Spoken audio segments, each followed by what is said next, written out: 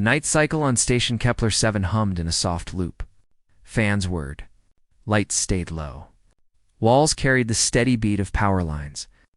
In Section D7, the human rooms looked plain. No scent mist. No mood fog. No soft field lights. Just a bed, a desk, and a small port window with a slow, bright nebula. Many species did not like it. Humans lived like this by choice. They called it normal. NORA had been here for weeks. She worked xenobiology. Long hours. Hard tests. Too much data.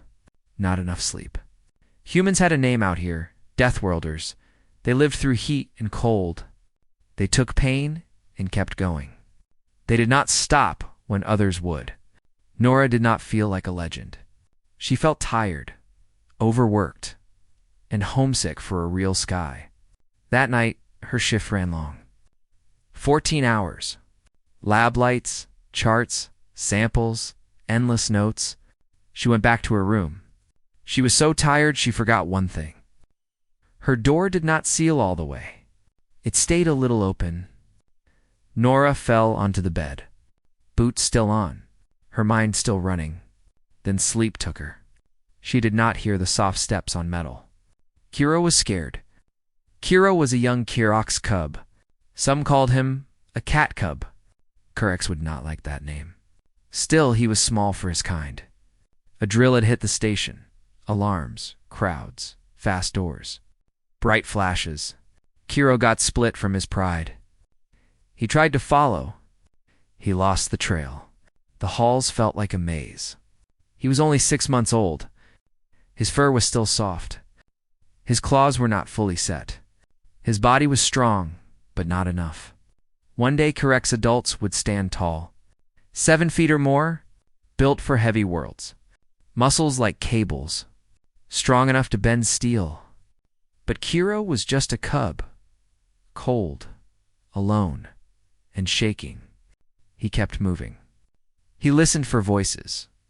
He watched doors. He smelled strangers.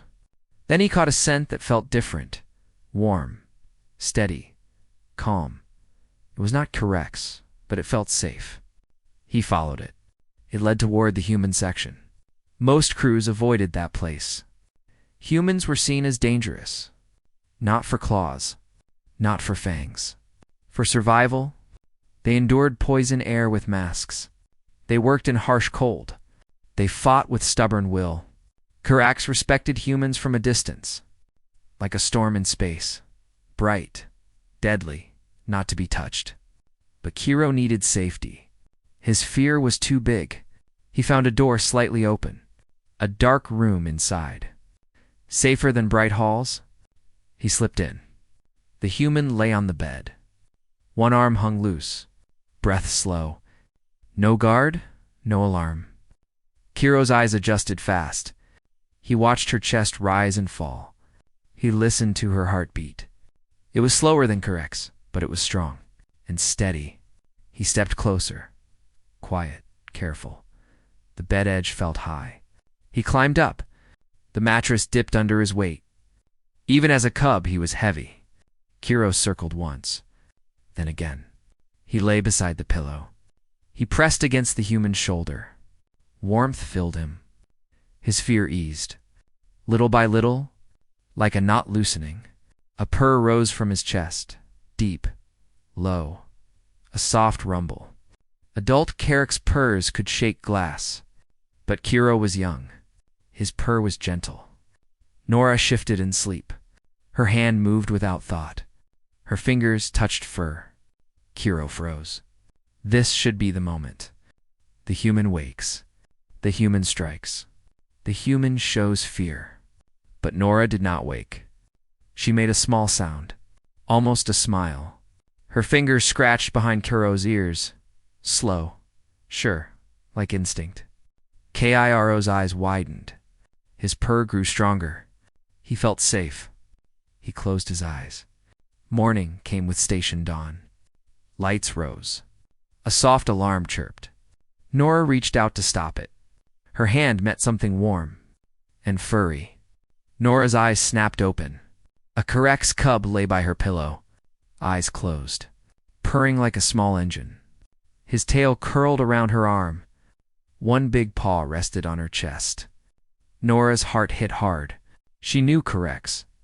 She knew their strength, their pride laws, their fierce care for cubs.